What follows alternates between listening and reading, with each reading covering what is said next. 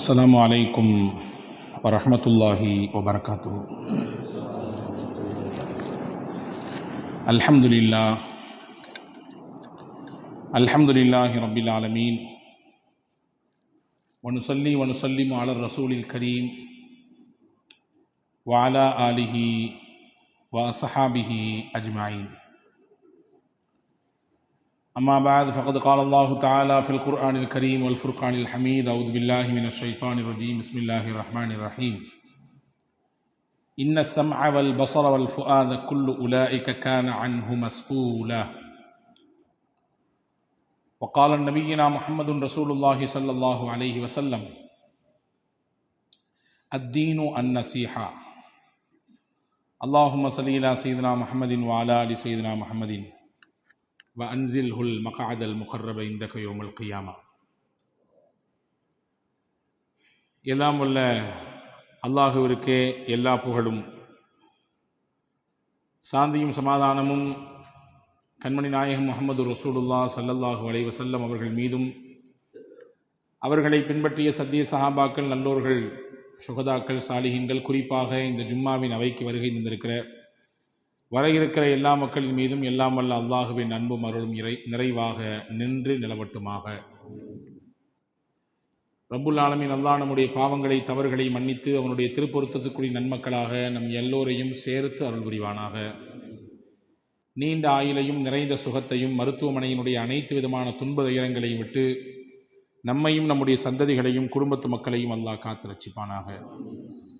அல்லாஹுவின் திரு ஆலயமாம் காபாவையும், அன்னலம் பெருமானார் ஸல்லல்லாஹு அலைஹி வஸல்லம் அவர்களுடைய புனிதமான ரவுதாவையும், புனிதத்திற்குரிய பைத்துல் முகத்தஸையும் மீண்டும் மீண்டும் ஹஜ்ஜி உம்ரா ஜியாரா செய்திட நம் எல்லோருக்கும் அல்லாஹ் வாய்ப்பை வழங்குவானாக. உலகை விட்டு மூச்சு அடங்கும் நேரத்திலே லா இலாஹ இல்லல்லாஹ் முஹம்மது ரசூலுல்லாஹ் என்ற கலிமாவை சொல்லி நமக்கான சொர்க்கத்தின் இடத்தை இங்கிருந்தே பார்த்த வண்ணம் நம்முடைய உயிர் உடலை விட்டு பிரிவதற்கு அல்லாஹ் தௌஃபீக் செய்வானாக. நாளை ஃபிர்தௌஸ் என்ற சொர்க்கத்திலே கண்மணி நாயகம் ஸல்லல்லாஹு அலைஹி வஸல்லம் அவர்களின் தலைமையின் கீழே நம்மையும் நம்மை பெற்றவர்கள், நமக்கு கல்வி தந்தவர்கள், நம் முன்னேற்றத்திற்கு காரணமான அத்துணை மக்களையும் அல்லாஹ் ஜன்னத்து ஃபிர்தௌஸில் ஒன்றிணைப்பானாக. ஆமீன் யா ரப்பல் ஆலமீன். கண்ணியத்திற்கும் மரியாதைக்கும் உரிய சகோதரர்களே, அன்பிற்குரிய மூமின்களே, நாமெல்லாம் முஸ்லிம்கள், மூமின்கள். இஸ்லாம் என்பது உலகத்திற்கு ஒரு அழகான வாழ்க்கை தத்துவத்தை சொல்லித் தருகிறது. கொள்கையில் மட்டுமல்ல, மனிதன் வாழக்கூடிய, அவன் சந்திக்கக்கூடிய அனைத்து விஷயங்களிலும் மிகச்சிறந்த வழிகாட்டுதலை இஸ்லாம் நமக்கு கற்றுத்தந்திருக்கிறது. ஆனால் காலப்போக்கில் பெயரளவில் முஸ்லிம்களாக வாழுகிற சூழல் நம்மிலே பலருக்கு பல சந்தர்ப்பங்களிலே ஏற்பட்டு போகிறது. நபிகள் பெருமானார் ஸல்லல்லாஹு அலைஹி வஸல்லம் அன்னவர்கள் தன்னுடைய ஹஜ்ஜிலே, இறுதி ஹஜ்ஜிலே சொன்ன வார்த்தை பல்லிகு ஷாஹிது அல் காயிப். இங்கே இருப்பவர் இல்லாதவரிடத்திலே இதை நீங்கள் தப்லீக் செய்து விடுங்கள், எத்தி வைத்து விடுங்கள். ஃபருப்ப முபல்லகின் அவ் ஆமின சாமிஇ. எத்தனையோ செய்தி கிடைத்தவர்கள் நேரில் இருந்து கேட்டவரை விட மிகச்சிறப்பாக அதை உறுதியாக பின்பற்றக்கூடும். முன்னாடி இருந்து கேட்டவங்களை விட முன்னாடி இல்லாமல் வெளியிலிருந்து இந்த செய்தி கிடைக்கப்பட்டு அதை ஏற்றுக்கொண்டதற்கு பிறகு அதன் மீது இருக்கக்கூடிய பிடிப்பும் பிடிமானமும் அதிகமாக இருக்கலாம். எனவே இருப்பவர்கள் இல்லாதவர்களுக்கு சொல்லிவிடுங்கள் என்று நபிகள் நாயகம் ரசூலுல்லாஹி ஸல்லல்லாஹு அலைஹி வஸல்லம் அன்னவர்கள் சொன்ன ஹதீஸை நாம் பார்க்கிறோம். சொல்லுங்கள், செய்தியை கொண்டு சேர்த்து விடுங்கள் என்பது வெறும் வார்த்தை மட்டுமல்ல. வார்த்தையில் தப்லீக், வார்த்தையில் தஅவா என்பது மட்டும் கிடையாது. வாழ்க்கையிலும் நம்முடைய அன்றாட நம்முடைய செயல்பாடுகளிலும் இஸ்லாத்தை நோக்கி பிறருக்கு அழைப்பு கொடுப்பதாகவே ஒரு முஸ்லிமின் செயல்பாடு இருக்க வேண்டும். இஸ்லாத்தை நோக்கி ஒருவரை ஈர்க்கக்கூடிய விதத்திலேயே ஒரு முஸ்லிமின் செயல்பாடுகளும் அவனுடைய பேச்சும் அவருடைய கொடுக்கல் வாங்கலும் இருக்க வேண்டும் என்று இஸ்லாம் விரும்புகிறது. சமீபத்தில் மேற்கத்திய நாடுகளைச் சேர்ந்த ஒரு பெண் இஸ்லாத்தை ஏற்றுக்கொள்கிறது. லண்டனில் ஒரு பிரபல பத்திரிகையாளர் அந்த பெண்மணி. இதைவிட உங்களுக்கு இப்படி சொன்னால் இன்னும் தெளிவாக புரியும். முன்னாள் பிரிட்டிஷினுடைய பிரைம் மினிஸ்டர் டோனி பிளேயர் அவருடைய மனைவி செரி பூத் என்று சொல்லக்கூடிய பெண், அந்த பெண்ணோடு பிறந்தவர், அதாவது டோனி பிளேயரின் மனைவியின் சகோதரி, அந்த அம்மா பேரு லாரன் பூத். இது இஸ்லாத்தை ஏற்றுக்கொண்டது, ஒரு பெரிய செய்தியாக இருந்தது. அந்த அம்மா இஸ்லாத்தை ஏற்றது, அதற்கு பிறகு இஸ்லாமிய தோற்றத்தில் வெளியே வந்தது. ஏனென்றால் இஸ்லாத்திற்கு வருவதற்கு முன்பு அந்த பெண்ணினுடைய ஆடை அரைகுறை ஆடை, எப்பொழுது பார்த்தாலும் கையில் மது புட்டியோடு அங்கும் இங்கும் அலையக்கூடிய பெண், அரைகுறை ஆடையோடும் மது பழக்கத்தோடும் சர்வசாதாரணமாக ஆடவர்களிடத்திலே பழகுவதும் உறவாடுவதும் இதுவெல்லாம் சாதாரணமான ஒரு விஷயமாக கடந்து போய் கொண்டிருந்த அந்த பெண்ணின் வாழ்க்கை தலைகீழாக புரண்டது. இஸ்லாமிய உடை அணிந்து அந்த புர்கா என்று சொல்லக்கூடிய அந்த ஃபர்தாவிலே அமைப்பிலே தன்னை முழுமையாக ஹிஜாபுடன் உடைய பெண்ணாக தன்னை காட்டிக்கொண்டது என்று அந்த பெண்ணினுடைய வாழ்க்கையின் மறுபக்கம் நீண்டு கொண்டே போகிறது. நான் சுருங்க சொல்கிறேன், அந்த பெண் ஏன் இஸ்லாத்தை ஏற்றுக்கொண்டார் என்றால் அந்த பெண்மணி காரணம் சொன்னார்கள். நான் ஒரு பத்திரிகையாளர், குறிப்பாக பாலஸ்தீனத்தில் நடைபெறக்கூடிய செய்திகளை எல்லாம் சேகரிப்பதற்காக வேண்டி நான் பல நாட்கள் அங்கே பயணித்திருக்கிறேன். அப்படி ஒரு நாள் நான் போகும் பொழுது கடுமையான குளிர்காலம் அது. நானோ அரைகுறை ஆடையில் இருக்கக்கூடிய பெண். அந்த குளிரை என்னுடைய உடல் ஏற்றுக்கொள்ள மறுக்கிறது, முடியல, கடுமையான குளிர். நான் கொண்டு போன ஆடையும் கூட எனக்கு, நான் வைத்திருந்த பொருட்களும் கூட எனக்கு குளிரை தணிப்பதாக இல்லை. அதுவரை பொது புத்தியில், மேற்கத்திய நாடுகளில் இருக்கக்கூடிய மக்களின் பொது புத்தியில் சொல்லப்பட்ட விஷயம் என்னவென்றால், பாலஸ்தீனம் என்றால் அங்கே இருக்கக்கூடியவர்கள் எல்லாம் முஸ்லிம்கள் தீவிரவாதிகள், கடுமையான ஆயுதங்களோடும் மூர்க்கமான குணத்தோடும் வெறுப்போடும் வன்மத்தோடும் வாழக்கூடியவர்கள் என்றே சொல்லி சொல்லி நாங்கள் வளர்க்கப்பட்டிருக்கிறோம். அப்படித்தான் எங்களுக்கு செய்தியும் கிடைத்தது. அந்த மாதிரியான செய்திகள் மட்டும்தான் ஊடகங்களில் தனிப்பெரும் இடத்தை பெற்றது. ஆனால் நான் செய்தி சேகரிக்காண்டி போன ஒரு பகுதி பாலஸ்தீனத்தில் ரமலா என்று சொல்லக்கூடிய ஒரு பகுதி. அங்கே பாலைவனம், அதனுடைய ஊதக்காற்று, பனி, என்னால் பொறுக்கவே முடியவில்லை. எங்கிருந்தோ தூரத்தில் ஒரு வயதான பெண், அந்த பெண் என்னை கை காண்பித்து அழைக்கிறாள். அவங்க பேசுகிற மொழி எனக்கு தெரியாது, ஆனால் என்னை வேகமாக கூப்பிடுது. கூப்பிடுறதை பார்த்தா ஏதோ ஒரு பெரிய ஹெல்ப் பண்ண போகுதுன்றது மட்டும் தெரியுது.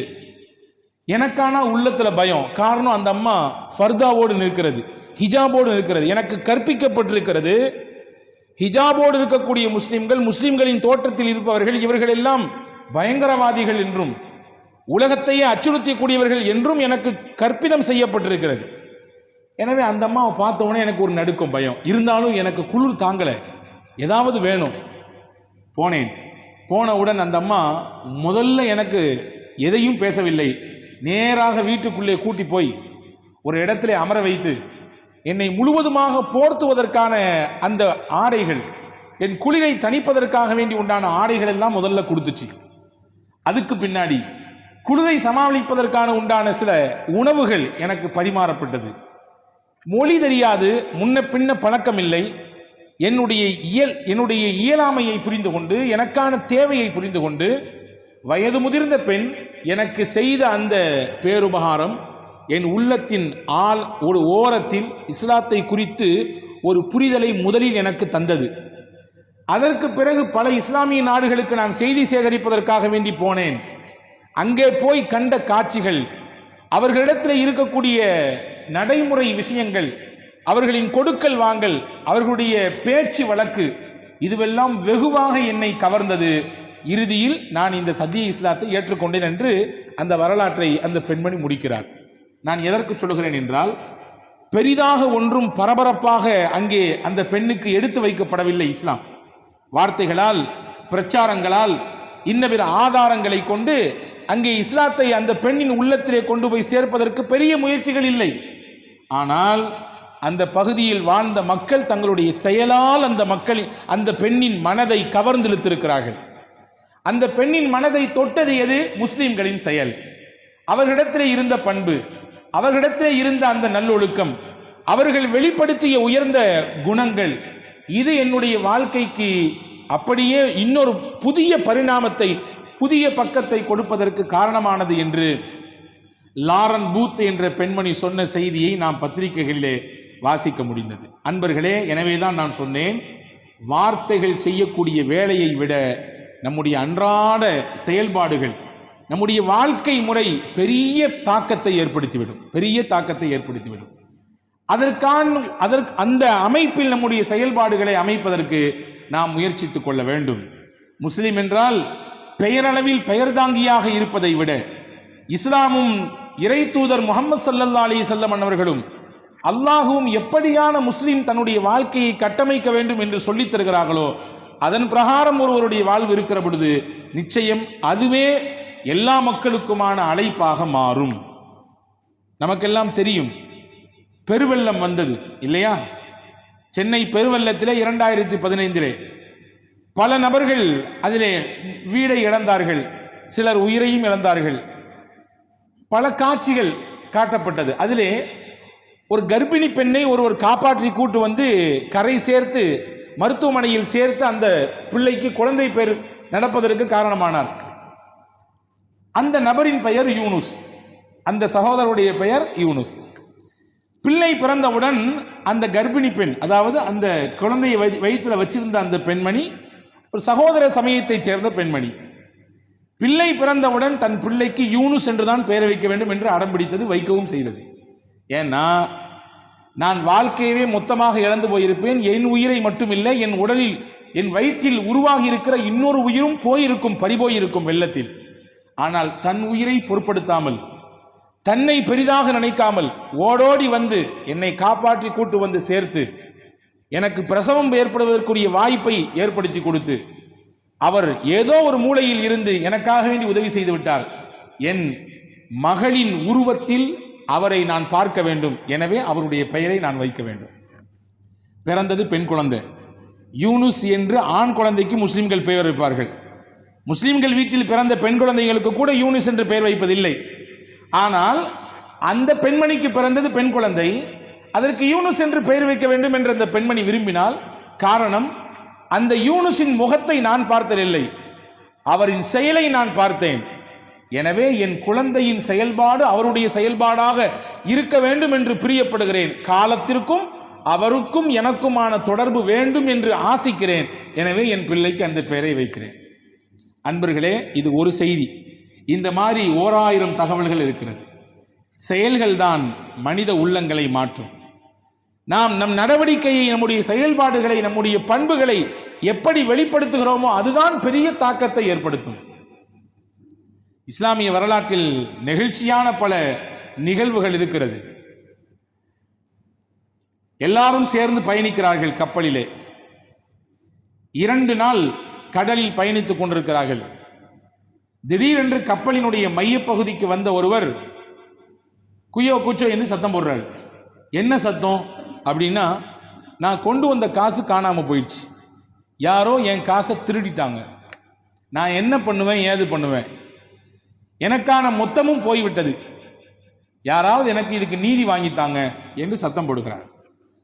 கப்பலின் பொறுப்பாளர்கள் வந்தார்கள். ஒன்றும் கவலைப்படாதாப்பா, 2 நாள் மொத்தமாக எல்லாரும் கடலில் தான் பயணிச்சுட்டு இருக்கோம், உன் காசு என்ன, எவ்வளவு, என்ன அடையாளம்? உடனே சொன்னார், 3000 ரூபா காசு வச்சுருந்தேன், சிகப்பு பையில் போட்டு முடிஞ்சு வச்சுருந்தேன், என் காசு அது தொலைஞ்சு போச்சு. சரி, எல்லோரையும் பரிசோதிப்போம். எல்லாரும் பரிசோதனைக்கு தயார், நாங்கள் வர்றோம், ஒத்துழைப்பு செய்கிறோம். எல்லா பயணிகளும் பரிசோதிக்கப்பட்டார்கள்.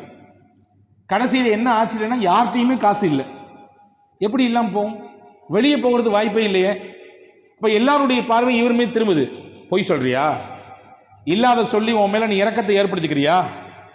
எல்லாரும் இந்த கத்தினாரே, கூச்சல் போட்டாரே, இவரை நோக்கி திரும்பி சத்தம் போட்டார்கள். இப்படியான ஏமாற்றுக்கார பேர்வழியா இருக்கிறாயே என்று சொல்லி திட்டினார்கள்.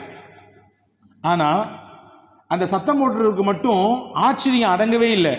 ஏன்னா அவருக்கு தெரியும், தனக்கு பக்கத்தில் இருந்த ஒரு பெரியவர் தன்னுடைய பையிலே, சிகப்பு பையிலே 3000 ரூபாய் வைத்திருக்கிறார் என்பது உறுதியாக தெரியும். இவர் பார்த்ததல்ல, அந்த பெரியவரே சொன்னார். பக்கத்தில் பயணித்தார் என்பதனாலே இயல்பாக வெள்ளந்தியாக பேச்சு கொடுத்து எங்கே போகிறேன், என்ன செய்ய போகிறேன், என்னிடத்தில் என்ன இருக்குது, 3000 ரூபாய் காசு கொண்டு வந்திருக்கேன், செவப்பு பையில போட்டு முடிஞ்சு வச்சிருக்கேன் என்றெல்லாம் அந்த பெரியவர் சொன்னதை கேட்டுவிட்டு தான் எப்படியாவது அதை அபகரித்து விட வேண்டும் என்ற எண்ணத்திலே ஒரு பொய் நாடகம் ஆடினார். ஆனால் உண்மை வெளுத்து போனது, ஒன்றும் கிடைக்கல. இருந்தாலும் அவர்கிட்டையாவது இருக்கணுமே, அவர்கிட்டையும் இல்லை. ஒரு இடத்தில் போய் கப்பல் நின்னது, எல்லாரும் இறங்கி வெளியே போனார்கள். இந்த திருடருக்கு, அதாவது இந்த பொய் சொன்னாரே இவருக்கு மட்டும் சந்தேகம், நேரம் அந்த பெரியவர்கிட்டே போயிட்டாரு. பெரியவரை நின்னுங்க, உங்க கூட நான் தானே பேசிட்டு இருந்தேன். ஆமா, நீங்க தானே என்ன சொன்னீங்க என்ற 3000 ரூபாய் காசு இருக்குன்னு. இருந்துச்சு. சிகப்பு பையில இருந்து சொன்னீங்களா? ஆமா, உண்மையில இருந்துச்சு. அப்ப பரிசோதனை போடும்போது உங்கள்ட்ட காசு இல்லையே, எங்க போச்சு? அந்த பெரியவர் சொன்னார், இருந்தது உண்மை, அது சிகப்பு பையில் இருந்தது உண்மை, 3000 ரூபாய் என்பதும் உண்மை. ஆனால் நீ என்னுடைய காசை பிடுங்கத்தான் ஒரு நாடகத்தை அரங்கேற்றிருக்கிறாய் என்பது எனக்கு தெரிந்து விட்டது. தெரிந்த மாத்திரத்தில் என் கையில் இருந்த அந்த 3000 ரூபாய் தூக்கி நான் கடலில் எறிந்து விட்டேன். எல்லாரையும் பரிசோதித்து விட்டு என்னிடத்திலும் பரிசோதனை வரும்.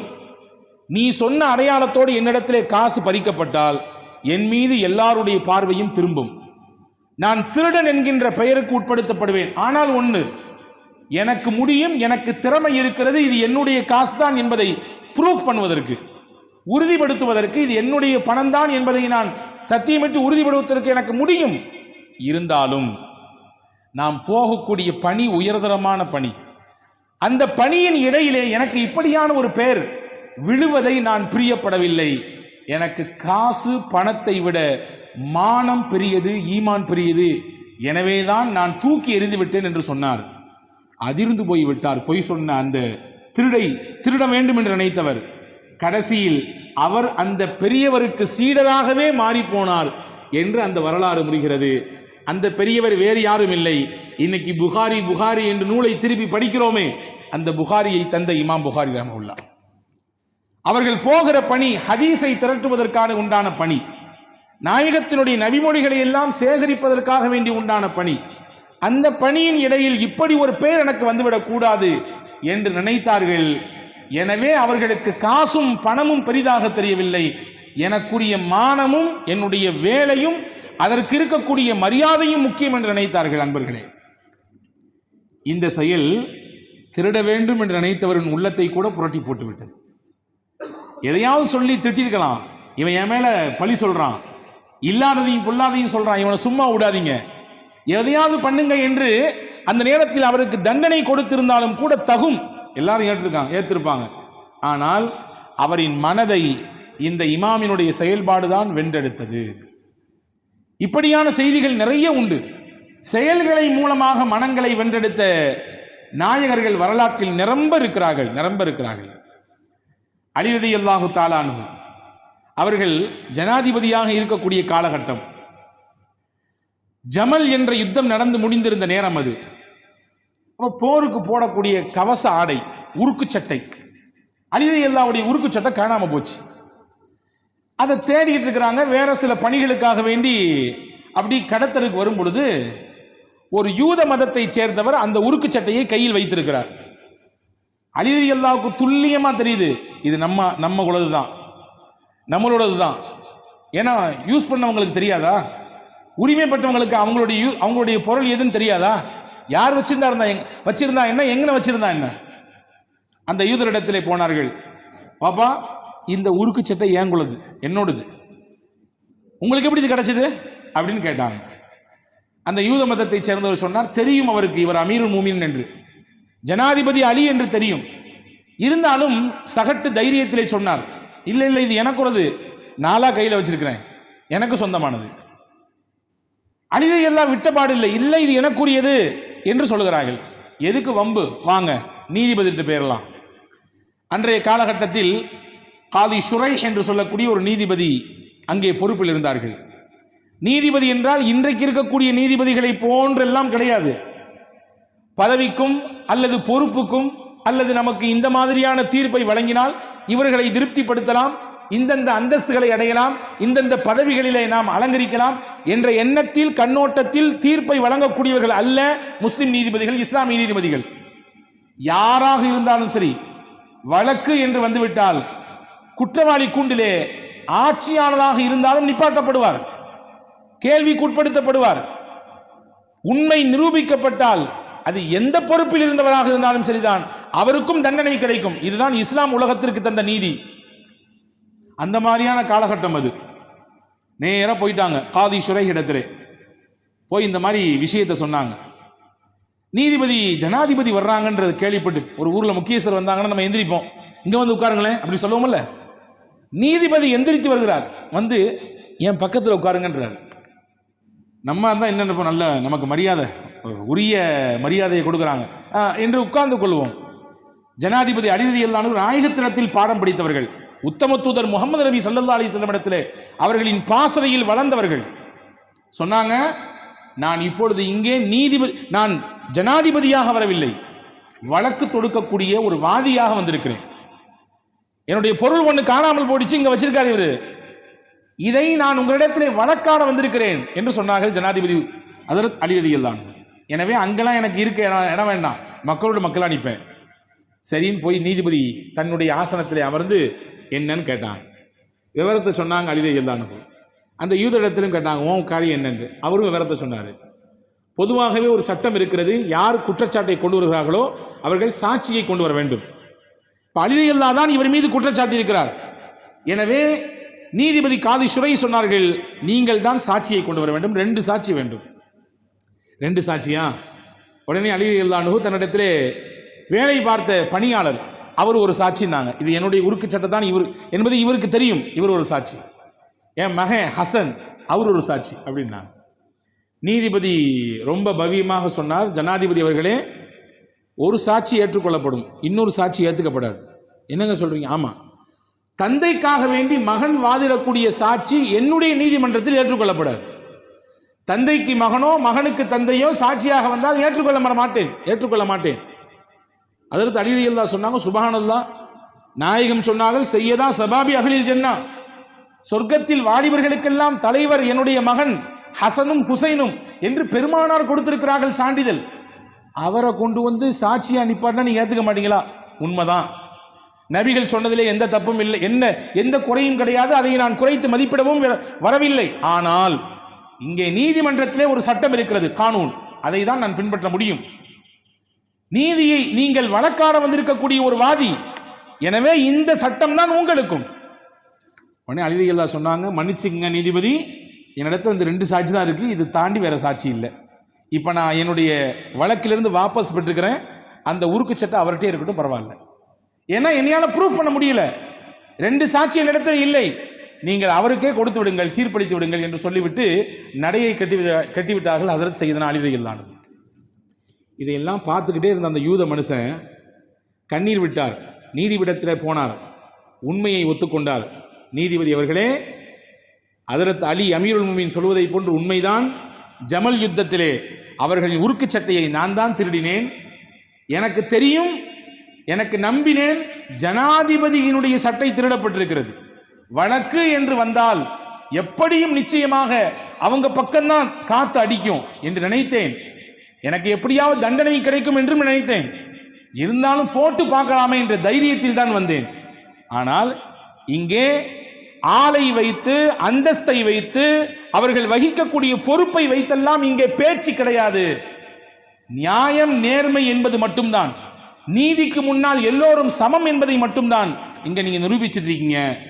சத்தியமாக நான் திருடினேன் என்பதை ஒத்துக்கொள்கிறேன், அவங்கள்ட்ட திருப்பி கொடுத்துட்றேன் என்று சொன்ன சமயத்திலே அதற்கு சையதுனா அலி ரலியல்லாஹு அன்ஹு அவருடைய அந்த நிலையை புரிந்து கொண்டு அவருக்கே அந்த உருக்கு சட்டையை திருப்பி கொடுத்தாங்க. மட்டுமில்லாமல் சேர்த்து 900 தங்க காசுகளையும் நீங்கள் தப்பு செய்தீர்கள் என்பதை ஒத்துக்குனீங்க. மட்டுமல்லாமல் இஸ்லாம் எப்படியான ஒரு கட்டமைப்போடு உலகத்திற்கு நீதியை நிலைநாட்ட பாடுபடுகிறது என்பதையும் நீங்கள் புரிந்து கொண்டீர்கள்.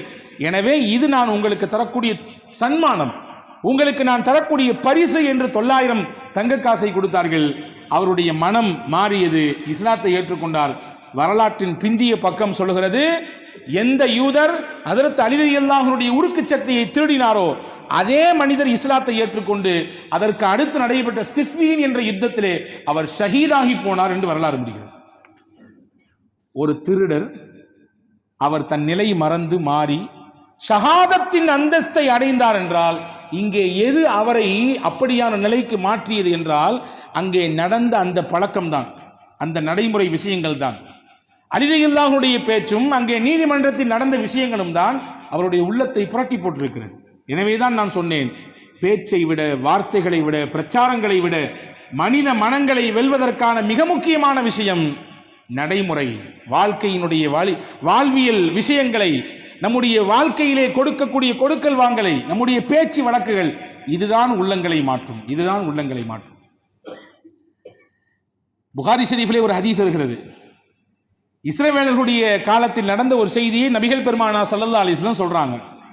இந்த ஹதீஸுக்கும் இன்னைக்குள்ள காலத்துக்கும் நீங்க ஒப்பு நோக்கி பார்த்து கொள்ள வேண்டும்.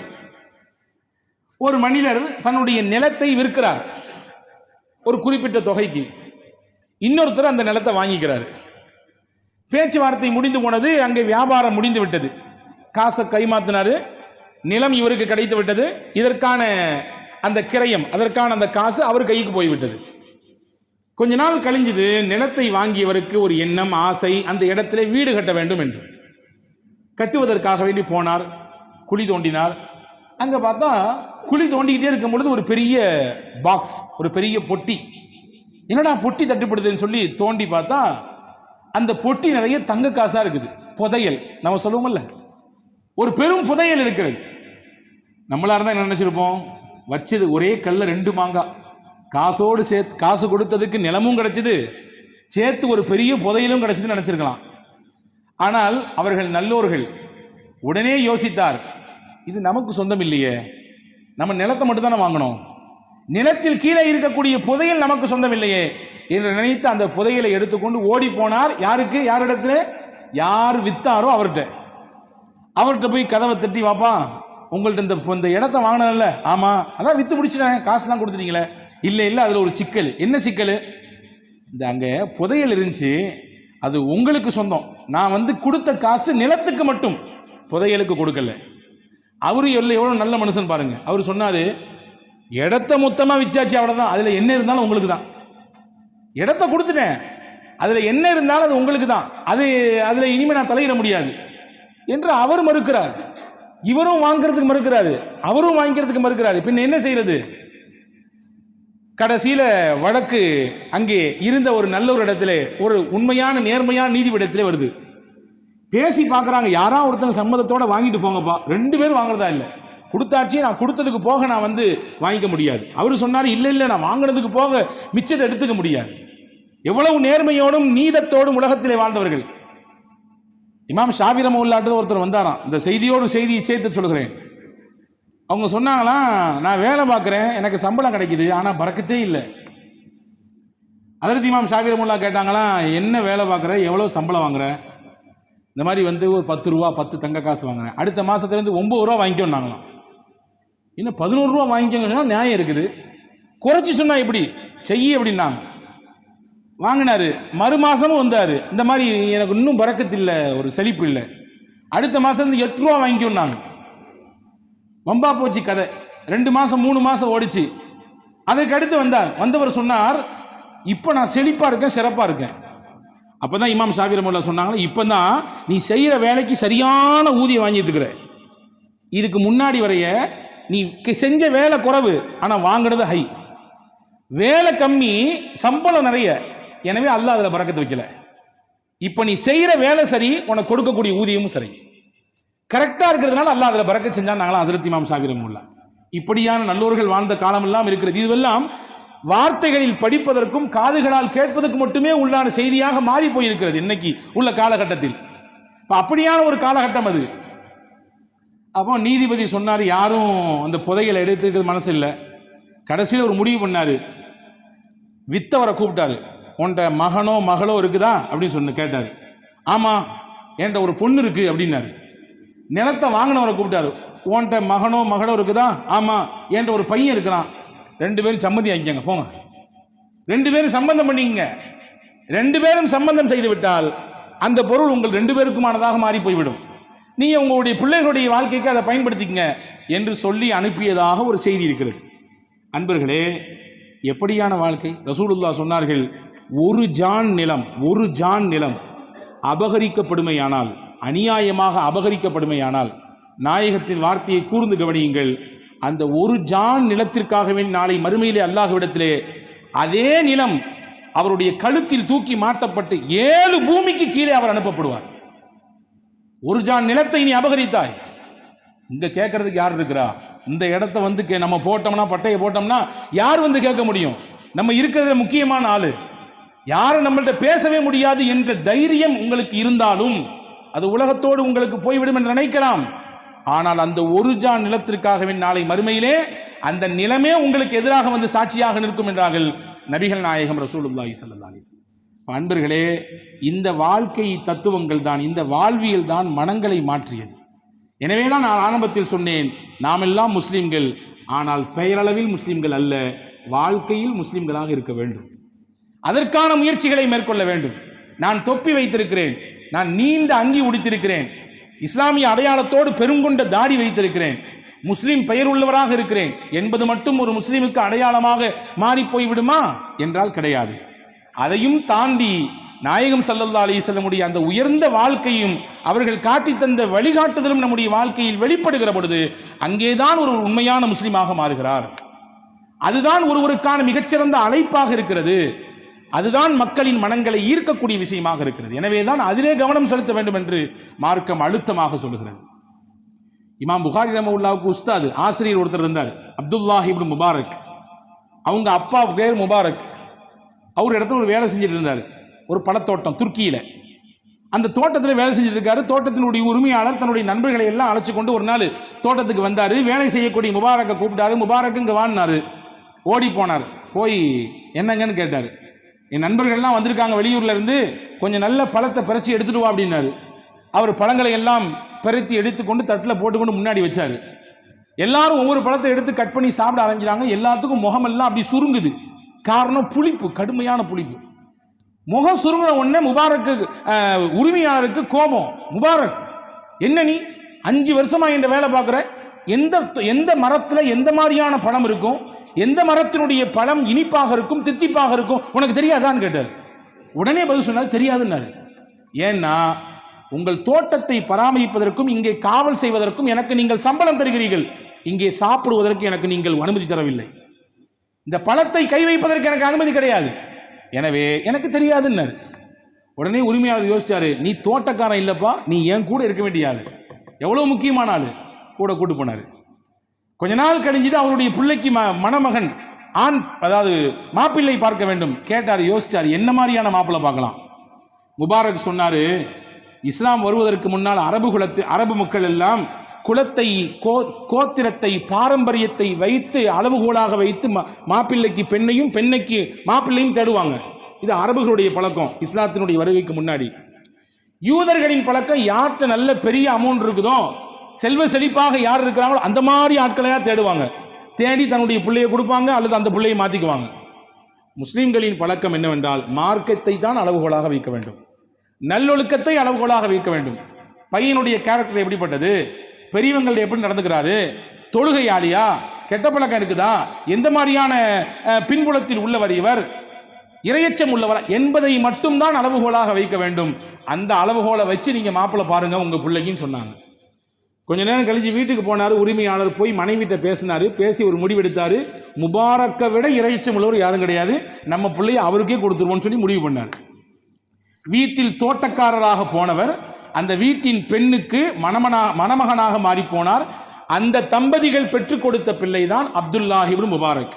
இமாம் புகாரி இமாமுக்கு உஸ்தாத், ஆசிரியர். இன்னைக்கு புகாரி என்ற ஹதீஸ் படிக்கிறோமே, அவர்களுக்கு ஆசிரியர். இமாம் அபூ ஹனீஃபா ரஹ்மத்துல்லாஹி மாணவர். எக்கச்சக்கமான நூற்களை எழுதி தள்ளி இருக்கக்கூடிய மிகப்பெரிய விற்பன்னர், மார்க்கத்தினுடைய பேரறிஞர். இந்த பேரறிவும் நல்ல ஆற்றலும் எங்கிருந்து கிடைத்தது? முபாரக் என்ற சிறந்த மனிதரின் வழியாக, தந்தையின் வழியாக அப்படியே பிள்ளைக்கு அப்படியே கடத்தி கொண்டு வரப்பட்டது. அன்பர்களே, வாழ்க்கைதான் பிறருக்கான மிகப்பெரிய அழைப்பு மணி. நம்முடைய வாழ்வியல் தான் பிறருக்கான அழைப்பு களம். வார்த்தைகள், பிரச்சாரங்கள் இதுவெல்லாம் ஒருபுறம் ஒரு வேலை செய்தாலும் அதைவிட 2 மடங்கு 3 மடங்கு வேலை செய்துவிடும், உள்ளங்களை புரட்டி போட்டுவிடும் நாம் வெளிப்படுத்தக்கூடிய செயல்பாடுகள், நம்முடைய பேச்சு, நம்முடைய நடவடிக்கை, நம்முடைய கொடுக்கல் வாங்கல். பக்கத்தில் இருக்கக்கூடியவர் அவர் எந்த சமயத்தை சேர்ந்தவராக இருந்தாலும் சரிதான், அவரிடத்திலே நாம் தொடர்பு கொள்ளக்கூடிய அந்த முறைகள், இதுவெல்லாம் மிகப்பெரிய மாற்றத்தை தரும். வல்ல அல்லாஹ் அந்த மாதிரியான சிந்தனையோடு வாழக்கூடிய, நற்செயல்கள் செய்து வாழக்கூடிய நல்ல தௌஃபீக்கை உங்களுக்கும் எனக்கும் எல்லா மக்களுக்கும் வல்ல அல்லாஹ் வழங்கி அருள் புரிவானாக. ஆமீன். வாஹிரு தஅவா அனில் ஹம்துலில்லாஹி ரப்பில் ஆலமீன். அஸ்ஸலாமு அலைக்கும்.